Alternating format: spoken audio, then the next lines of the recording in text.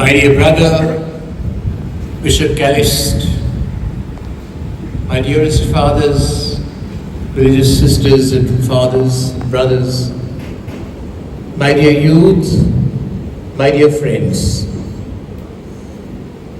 what a joy for all of us to spend these 3 days together, praying to the Lord, learning more about the Lord, and becoming more His disciple. Today's Gospel passage from St. Mark really is very appropriate. The Lord, nothing happens by coincidence. Everything that happens is in God's plan.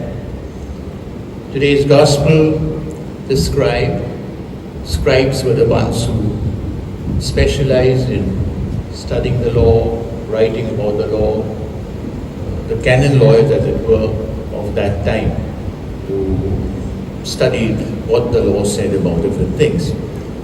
And I would think, my dear young people, in a particular way, that the question this scribe asked Jesus would have been in the minds of many youth, would have been in your mind if you were there at the time of Jesus. Because there were many laws in the Old Testament. Even the 10 Commandments were there, given by God to Moses. And then the Old Testament repeatedly tried to interpret that and give specific examples and taking different cases. And they tell us that there were 365 laws that had to be obtained. Some do's, some don'ts. 365 laws to be observed for a good disciple of the Lord, disciple of Yahweh. And therefore, surely a person wanting to come closer to the Lord would have the question, which really is more important? And so it was a genuine question in the minds of many.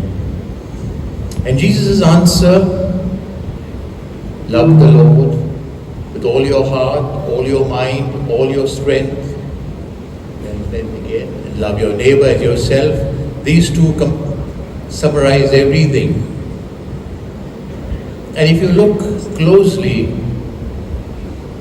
reflect on it, try to analyze Jesus' answer, you say it's a perfect summary, perfect capsule of what the 10 Commandments say. First part, love the Lord, and then all the other commandments. Thou shalt not steal, thou shalt not kill, thou shalt not bear false witness, and so on. All are about love of the other. And the thought might come to you, my dear young people, which of these two is more important? Love the Lord or love the neighbor? St. John says in his letter, one who says he loves God but does not love his neighbor is a liar. That's the strong word he used. You cannot love God without loving your neighbor, because your love of God is shown by really understanding the Father, understanding God, and showing your love for Him by having love for others. This is really the summary of everything. What is it? You've come here, all of us, all of you have come over here. I've been only for a day here, but you've been here for 4 days, trying to become a better disciple of Jesus. What would you say if you were asked what is it to become a better Catholic, a better Christian, a better disciple of Jesus, a missionary disciple, as Pope Francis says? Is it you show your religion, show your goodness by coming to church on Sundays, going for a novena, making it the way of the cross? Is this the essence? The Gospels, Scriptures tell us that faith should be shown in works. Faith should bear fruit in works. Faith by itself, which is not fruitful, is not really a deep faith. And therefore, what really is the essence of Christianity, the essence of discipleship of Jesus, is love, compassion for the other, making the world a better place, making the world a place where there is love, where God's love is prevalent. It is important to observe the laws of going for Mass on Sundays, very important. It's an obligation of the community to pray, very important to go for pious practices like novenas, ways of the cross and other practices, but more important really is the heart. The two will go together. You cannot really love God without loving your neighbor. You cannot really love God without... The director narrated a story, this incident, not a story. Again, there was bombing from Israel on Lebanon in Beirut. The hospital was damaged. All the doctors, all the nurses went away. There were 36 specially challenged children there. Mentally specially challenged, physically specially challenged. They did not know what was happening. They were abandoned. No one to help them. And he told us that Mother Teresa took a plane and came to Beirut and had a meeting with those Israeli soldiers, the commanders, the American ambassador, American advisors. This priest, her spiritual director, was present. And she told them that those 36 children have to be rescued. I've got to go there and bring them out. Who will take care of them? They are God's children. And she felt a tremendous comfort. They could not understand why she was so concerned. That was her heart, because she loved God, she loved everybody who suffered. And then she said, and he was narrated, says, the commander said, "This is impossible, Mother." A few days ago, a priest tried to go there and he was killed because there's fire. People spoke one by one, all trying to persuade her. But she said, "I'm not concerned about that. I want to go there." Stubbornly said, she says, "We've got to go and rescue those 36 children. And finally the American ambassador said, "Mother, it's impossible. You cannot go there unless there's a ceasefire. You cannot take medicines, you cannot bring those children out. They'll be killed, you will be killed." She says, "I don't worry, because I prayed and the answer I got was, you will be helped."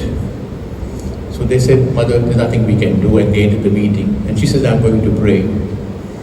And this spiritual director says that they exposed the Blessed Sacrament in the convent. Sisters were there. They began their usual hour-long adoration. 1 hour went, 2 hours went, 3 hours, and he was saying, he was wondering in himself, when shall we go to sleep? It was 3 o'clock, 4 o'clock. Mother was still there praying with the sisters. At 6:30 or so, as she was praying, we got a telephone call from the American ambassador. "Mother, your miracle has happened. Ceasefire has been declared. Your trucks are ready to go within a few hours. Come and join them."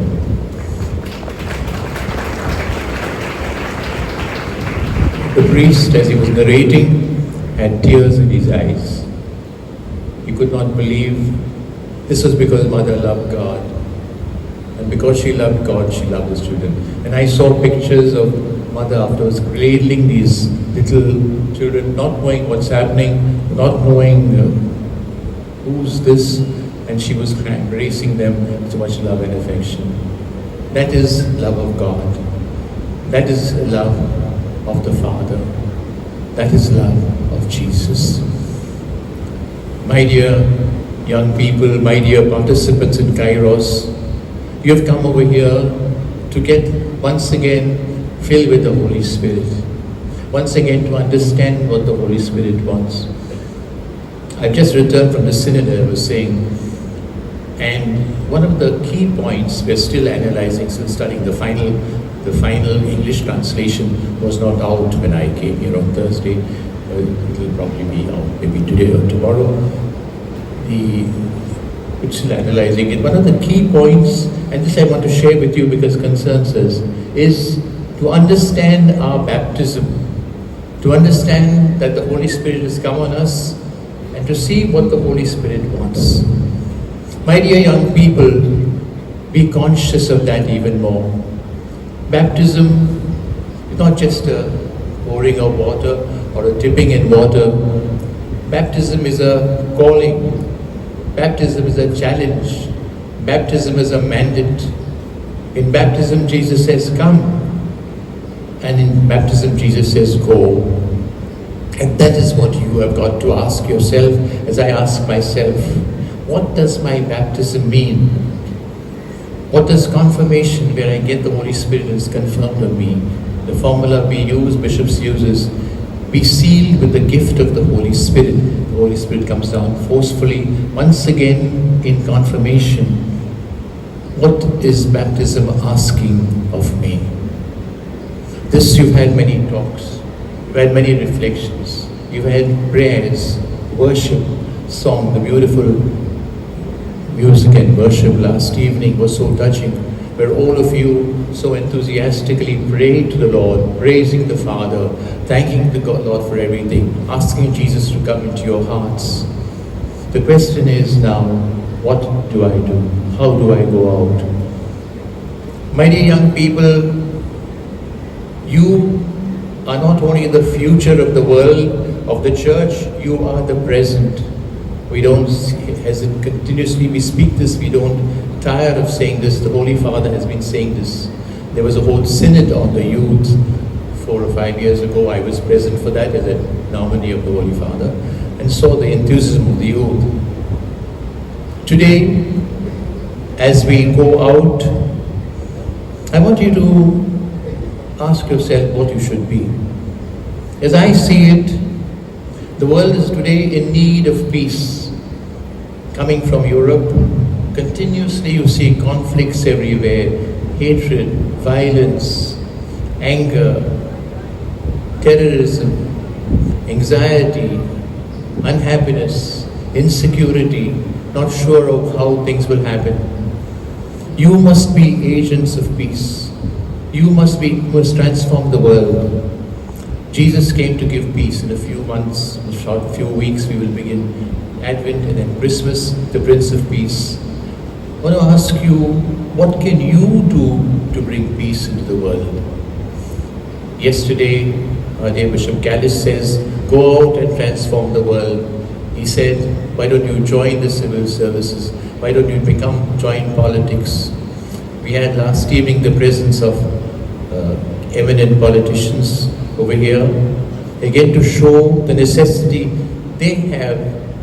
They came here to show us support and endorse what we are doing, but also they have a desire for ethical principles. They have a desire to do something good, and very often they don't know how to do something good.